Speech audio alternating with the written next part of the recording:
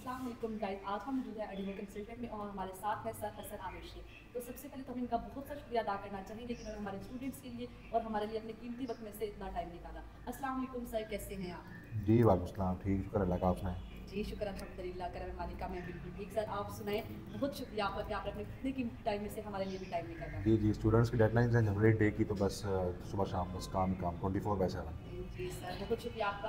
तो सर मेरा सबसे पहला आपसे सवाल ये है कि इसमें एकेडमिक रिक्वायरमेंट्स क्या हैं? क्या हम आफ्टर बैचलर या इंटर किसके बाद हम अप्लाई कर सकते हैं? इन जर्मनी आपकी जो एकेडमिक रिक्वायरमेंट है, you just need to have 40% in last degree. अगर आपका बैचलर्स है या आपका मास्टर्स है या आपकी ग्रेजुएशन है, तो उसमें मिनिमम 40% मार्क्स आपके होने चाहिए। और गैप की अगर मैं बात करूँ, गैप फॉर बैचलर्स आपका not more than 5 to 6 years, and for masters अगर ये 15 ईयर्स तक का भी है और जस्टिफाइड है तो कोई इशू नहीं है। अच्छा जी।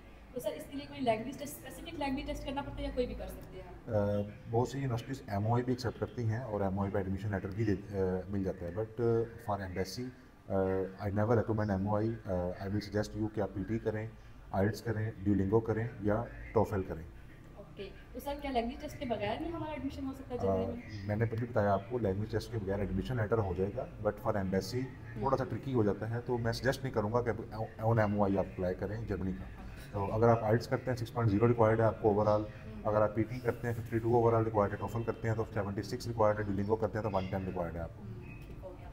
तो सर क्या जर्मनी हमें कोई स्पेसिफिक स्कॉलरशिप्स ऑफर कर रहा है या फुल फीस हमें पे करनी पड़ेगी? 50% scholarships will be given to all of those students जो कि एडीवो कंसल्टेंट से अपना प्रोसेस ओह करेंगे। वाओ, माशाल्लाह, दैट्स ग्रेट। तो सर इनिशियल डिपॉजिट क्या होगा फी का after scholarship? It's around 3500 euros, जो कि आपकी जो आपके आपकी स्कॉलरशिप के बाद जो नेट फ़ी बचेगी पूरे साल की, वो इट्स अराउंड 7500 यूरोज। और उसमें से आप देख लें 40% जितनी पे करना है, 40% आपका 3500 यूरो ऑलमोस्ट बन जाता है। वाओ। तो सर क्या हमें आफ्टर स्टडी का वर्क परमिट अलाउ होगा जी जर्मनी अलाउड है। में? ओके, तो सर हाउस बिल्डिंग का क्या सीन है? वो हम डील नहीं करते क्योंकि we are not dealing government projects. अच्छा जी। तो सर वीज़ा अपॉइंटमेंट कितने टाइम में मिलती है, उसका क्या सीन है? बिल्कुल, जो एडमिशन लेटर है वो विद इन अ मंथ आपको आपका प्रोसेस होगा, क्योंकि पब्लिक यूनिवर्सिटीज़ की तरह हमारा पूरा पूरा साल ऑफर लेटर या एडमिशन लेटर डिले नहीं होता। विद इन 2 डेज़ आपको ऑफर लेटर देंगे, और उसके बाद जो इंटरव्यू है, जो उसके बाद अनकंडीशनल आएगा आपका, एंड आपको फ़ी पे करनी है। एडमिशन लेटर तक 15 to 20 डेज़ का प्रोसेस है, जस्ट एडमिशन लेटर तक। ठीक है, हम स्टूडेंट्स को 1 मंथ बताते हैं ताकि स्टूडेंट्स ज़्यादा पैनिक ना हो। तो आफ्टर 1 मंथ यूनिवर्सिटी की एक वीज़ा टीम है जो कि आपको असिस्ट करेगी फॉर अपॉइंटमेंट। और अगर आप आउट ऑफ कंट्री हैं या आउट ऑफ कंट्री जा सकते हैं, तो वो फिर आपके लिए प्लस पॉइंट है, वहाँ से इजीली अपॉइंटमेंट ले सकते हैं। पाकिस्तान से अपॉइंटमेंट लेने के लिए यूनिवर्सिटी की वीज़ा टीम आपको असिस्ट करेगी इंडिविजुअली, और इस सर्विस की वो कोई कॉस्ट चार्ज नहीं करते। It's a value added free services. Wow, that's so great. तो सर क्या आप सिर्फ पब्लिक यूनिवर्सिटी को ग्रेड करते हैं या प्राइवेट यूनिवर्सिटी को ग्रेड? पब्लिक यूनिवर्सिटीज़ को हम डील नहीं करते। तो सर ऐसे तो बहुत से कंसल्टेंट हैं इधर जो कि एक्स्ट्रा चार्जेस करके पब्लिक यूनिवर्सिटीज़ को कर लेते हैं डील। हाँ करते हैं, लेकिन हम वो 4 5 6 लाख रुपए ऑलमोस्ट आई गेस वो ले लेते हैं, और रिफंडेबल नहीं होते। एडमिशन भी पूरा पूरा साल उनका नहीं होता, जो कि नॉर्मली पब्लिक में इतना ही टाइम लग जाता है, लेकिन वो हम डील नहीं करते। हाँ जी सर, बिल्कुल ठीक कहा। मेरी लास्ट टाइम मेरी एक फ्रेंड है, तो उसने भी किया हुआ था जर्मनी के लिए अप्लाई, तो उसका जो एडमिशन लेटर है वो उसका इनटेक गुजर गया, उसके बाद भी ऐसे ही उसका है, ऐसे एडमिशन ही है, लेटर ये नहीं थोड़े आया। से इश्यूज हैं पब्लिक यूनिवर्सिटीज़ के अंदर, उनकी क्योंकि सीट्स कम होती हैं, स्टूडेंट्स आइल्स करते नहीं हैं। आइल्स अगर पब्लिक यूनिवर्सिटीज़ में करना है, उसका एक स्पेसिफिक टाइम होता है जब वो ओपन होती हैं स्कॉलरशिप, तो उसके लिए बच्चे को वो एक अलग पूरा सिस्टम होता है, पूरा एक सिनेरियो अलग होता है। तो सर आपका एडमिशन लेटर कितने टाइम में आ जाता है? एडमिशन लेटर मैंने पहले बताया आपको 15 to 20 डेज। ऑफर लेटर हम आपको 2 डेज में देंगे। ओके, ऑफर लेटर 2 डेज में आ 2 डेज जाएगा। में देंगे। Wow, that's so great. Sir overall फिर जो इसमें टाइम है सारा वीज़ा के बाद आपका वहाँ पे वो कितना एडमिशन टाइम लेटर है? आपका आ जाएगा फ़ौरन, उसके बाद आपने अपॉइंटमेंट के ऊपर स्टार्ट कर देना है अपॉइंटमेंट का प्रोसेस। इसके लिए वीज़ा टीम आपको इंडिविजुअली असिस्ट करेगी।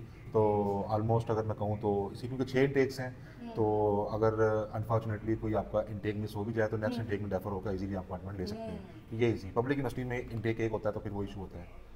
तो सर इसमें हमारा ओवरऑल बजट कितना आ जाएगा, सारा टोटल बजट मिला के? देखें, इसके अंदर जो आपकी यूनिवर्सिटी की फ़ी, जैसे मैंने बताया 3500 यूरो तक, वो आप फीस कर लें, और छोटा मोटा खर्चा और डाल के 11 से 12 लाख मैक्सिमम आपका एक्सपेंस होगा तो सर जो इनिशियल पाकिस्तान से। सबसे ज़्यादा स्टूडेंट्स का पूछने वाला सवाल है, और मेरा अपना भी जो सवाल है कि जो ब्लॉक अकाउंट होता है इसका क्या सीन है? रिक्वायर्ड है, रिक्वायर्ड है, अंडरस्टूड चीज़ है। ये एम्बेसी की रिक्वायरमेंट है, यूनिवर्सिटी की रिक्वायरमेंट नहीं है। चाहे आप पब्लिक में जा रहे हैं, चाहे प्राइवेट में जा रहे हैं यूनिवर्सिटी में, तो उसमें आप जाएंगे, लेकिन ब्लॉक अकाउंट रिक्वायर्ड होगा।